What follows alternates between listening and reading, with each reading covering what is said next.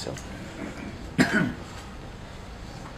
سیدھی بات ہے, ہمیں اس ملک سے اندر, یہ ہمارا گھر ہے,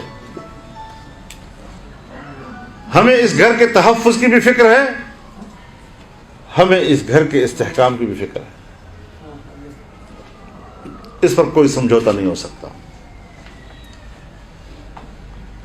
یہاں تو مصیبت یہ ہے کہ صرف ایک ادارہ ہے, ہماری جو بیوروکریسی ہے, چاہے وہ ملٹری کے حوالے سے ہو یا سول کے حوالے سے ہو, بس وہ سمجھتے ہیں کہ ہم ہی محب وطن ہیں.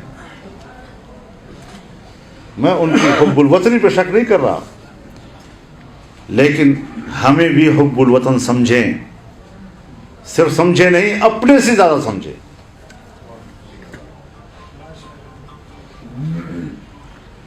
لہذا ایسے تمام کام جو اسٹیٹ کے نقصان میں پڑ رہے ہیں, ملک کے نقصان میں پڑ رہے ہیں, اس پر ہماری خاموشی کا کیا معنی ہے؟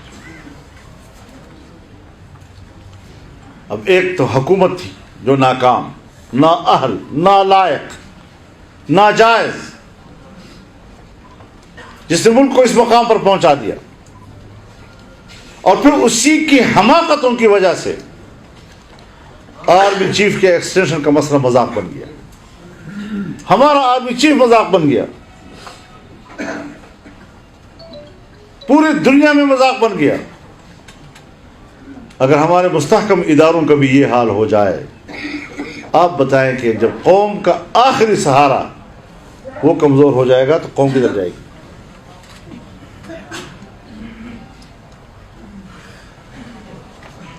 اور اس طرح ان کو متنازع بھی بنانے کی کوشش کی گئی.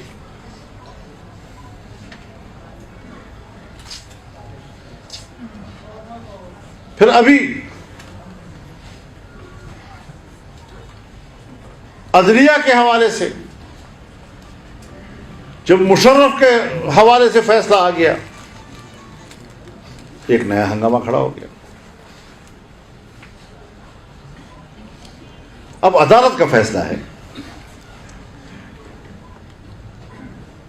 کسی سیاسی جماعت کا فیصلہ تو نہیں ہے, کسی پنچایت کا فیصلہ تو نہیں ہے,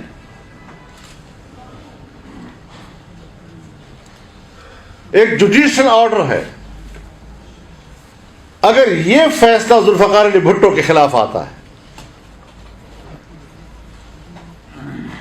تو پھر یہی فوج کہتی ہے ہم عدلیہ کے ساتھ کھڑے ہیں. اگر یہی فیصلہ یوسف رضا گیلانی کے خلاف آتا ہے تو ہماری فوج کہتی ہے کہ ہم تو اس کے ساتھ کھڑے ہیں, عدلیہ کے ساتھ. یہی فیصلہ جب میاں نواز شریف کے خلاف آتا ہے تو کہتے ہیں ہم تو عدلیہ کے ساتھ کھڑے ہیں. لیکن جب یہی فیصلہ ایک سابق جنرل کے خلاف آتا ہے تو اس کو عزت نفس کا مسئلہ بنا دیتے ہیں, اپنا مسئلہ بنا دیتے ہیں. میں سمجھتا ہوں کہ سیاسی حوالے سے, عقلی حوالے سے فوج کا رد عمل, D G I S P R کا رد عمل غیر ضروری تھا. اس سے دو بڑے ادارے فوج اور عدلیہ آمنے سامنے آ گئے, اور ایسی صورتحال یہ کبھی پاکستان کے لیے مفید نہیں ہو سکتی.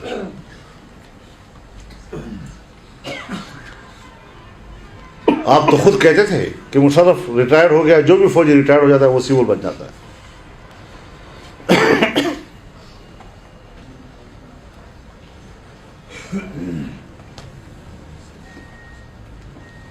اب وہ آل پاکستان مسلم لیگ کا صدر ہے, ایک سیاسی جماعت کا, رجسٹرڈ سیاسی جماعت کا صدر ہے. اس کو آرمی نے اپنے خلاف فیصلہ کیوں سمجھ لیا ہے؟ اب ملک میں ڈیبیٹ چل رہی ہے, اگر ایک مجرم ہے تو پھر فلانا بھی ہے, تو پھر فلانا بھی ہے, تو پھر فلانا بھی ہے. اس طریقے سے یہ مباحث اب فائدہ نہیں دے رہے ہیں. یعنی اس کا معنی یہ ہے کہ ہم عدلیہ کو بھی متنازع بنائیں, ہم فوج بھی متنازع بنائیں. میں اگر آج تک خاموش رہا ہوں اسی بنیاد پر کہ میں اداروں کی باہمی لڑائی اور اداروں کو سیاسی طور پر متنازع بنانے کی روش کے خلاف تھا. اور احتیاط کے رویے سر ہم نے رکھنے ہیں. فضل الرحمان نے بات نہیں کرنی, احتیاط سے بات ہونی چاہیے. اداروں کو احتیاط نہیں کرنا, انہیں اپنے بیانات میں احتیاط نہیں برتنا.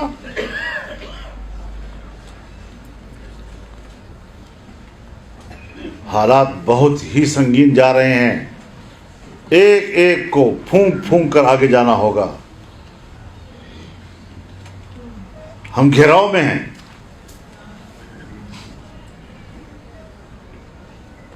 عالمی سطح پر گریٹ گیم کا نشانہ ہے. اور جب سی پیک پاکستان کے راستے سے گزرے گا تو کل افغانستان اگر آماج گاہ تھا جنگ کا, عالمی جنگ کا, تو آج پاکستان عالمی جنگ کا آماج گاہ ہو سکتا ہے. اتنے خوفناک اور خطرناک اور نازک حالات سے بھی ہم گزر رہے ہیں, اور پھر بھی ہمیں یہ احساس نہیں ہے کہ ہم کیا کہہ رہے ہیں. کس طرح سے ہم رد عمل دے رہے ہیں.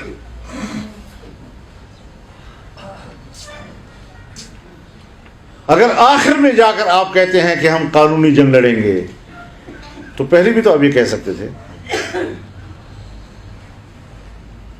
تلخیاں پیدا کر کے. اب کیا دے رہے ہیں لوگوں کو؟ سیاستدانوں نے تو پھانسیاں بھی قبول کی ہیں, نااہلیاں بھی قبول کی ہیں. عدالت کا فیصلہ ہے. ہمارے خلاف نیب کے کیس چلتے ہیں تو نیب سچ کہتا ہے. ہمارے خلاف عدالتوں میں فیصلے ہوتے ہیں تو عدالت جو ہے انصاف کرتا ہے. پھر ملک میں ہر ایک کو قانون کے نیچے ہونا چاہیے نا.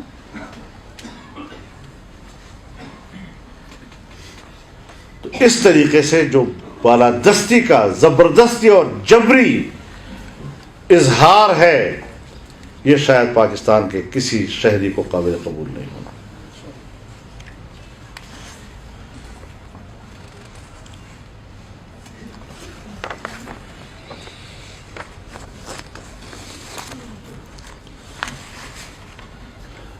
دنیا میں کیا کیا ظلم ہوتے ہیں.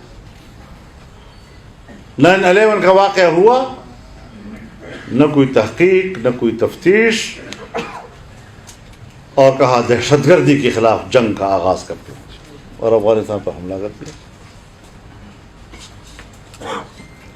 یہاں آرمی پبلک اسکول پر حملہ ہوا, انتہائی اندوہناک, اس میں کوئی شک نہیں. لیکن نہ کوئی تفتیش, نہ آج تک کوئی جوڈیشل انکوائری, اور ایک دم سے جناب بیٹھ گئے نیشنل ایکشن پلان. اور نیشنل ایکشن پلان میں بھی امتیازی قانون بنا کر مذہبی لوگوں کے خلاف اس کا نام استعمال کیا گیا, مدارس کا اور مذہبی تنظیموں کا.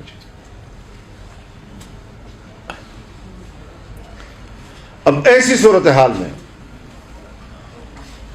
جب آپ بغیر کسی تحقیق کی, میں آج بھی کہتا ہوں کہ آرمی پبلک اسکول کے واقعے پر آج بھی جوڈیشل انکوائری قائم کی جائے تاکہ پتہ چل جائے کہ اس کا اصل ذمہ دار کون ہے. میں آج بھی کہتا ہوں کہ فاٹا انضمام کے حوالے سے کل نہیں تو آج 1.5 سال کے بعد آپ ریفرنڈم کرا دیں. کم از کم اب تو وہاں کے لوگ 1.5 سال کے بعد خوش ہوں گے نا, اور فوراً طور اس کے حق میں ووٹ دیں گے. مزہ آ جائے گا.